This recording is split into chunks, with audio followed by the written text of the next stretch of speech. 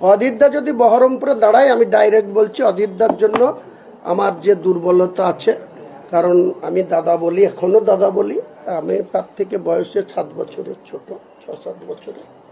তো আমার বাড়িতে কিছু না হলে 100 দিন আমার মিসেসের হাতে রান্না করে খেয়েছে বিগত 20 বছরে। তো সে যদি কোনো জায়গায় কন্টেস্ট করে, আমি তার জন্য সেই জায়গাতে প্রার্থী দিলেও অপেক্ষাকৃত যেটুকু হেল্প করার জন্য যা করার করতে পারি, অদিতদার জন্য করব। হ্যাঁ, দেব কি দেব না সেটা পরে বলবো। অদিতদা যদি নিজে দাঁড়ায়, তাহলে অদিতদাকে জিতানোর জন্য যতটুকু করার দরকার করতে পারি, কিন্তু তার বিনিময়ে আমি অদিতদাকে বলবো না যে আমার এগেনস্টে তুমি প্রার্থী দিও না। অদিতদা আমার এগেনস্টে যাকে খুশি দিতে পারে। না, কোনো সমঝোতা নাই, এটা কৃতজ্ঞতা বোধ, মনের আন্তরিকতা। অনেক সময় বিপদে আপদে অদিতদাকে যখন পুজো করতে দিচ্ছিল না, কালী পুজোর উদ্বোধন করতে দিচ্ছিল না সমীর হোসেন, সেদিন অদিতদা আমাকে শরণাপন্ন হয়েছিল। পুলিশকে বলেও পুলিশ কোনো দায়িত্ব নেয়নি।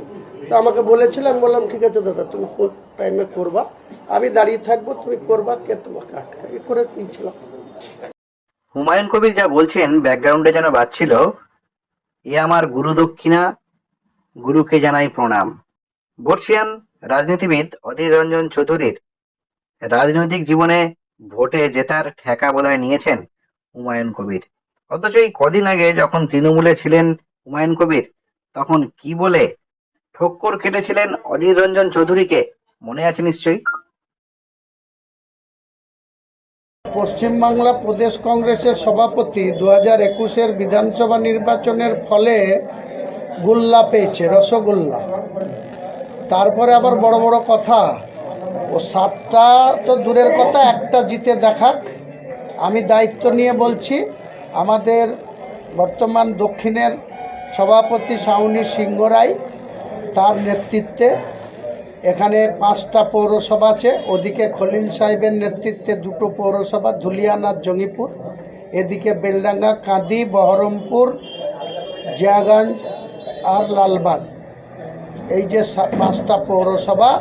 আমরা যেদিনকে কাউন্টিং হবে সেদিন বহরমপুরে ও দেখিয়ে দেবো অধীর চৌধুরীকে যে কত ধানে, 1 মণ ধানে কত কেজি চাল হয়।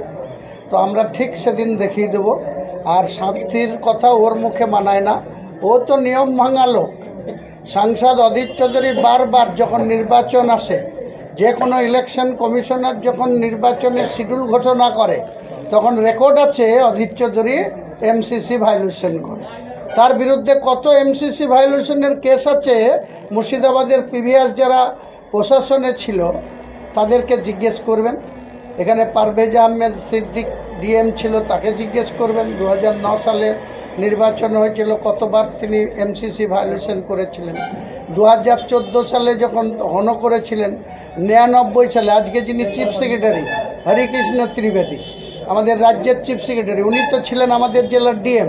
উনি যখন ফার্স্ট নির্বাচিত হন, তো মায়ের কাছে মাসির গল্প বলতে নিষেধ করেন অধীর চৌধুরীকে, যে আপনার যারা আপনাকে এত তুলে ধরেছিল বা আপনার কাছে মানুষের গ্রহণযোগ্যতা প্রমাণ করেছিল, তারা আজকে কেউ নেই কেন আপনার সঙ্গে? কেন অপূর্ব সরকার নেই, কেন হুমায়ুন কবির নেই, কেন আবু তাহের খান নেই, কেন নেই?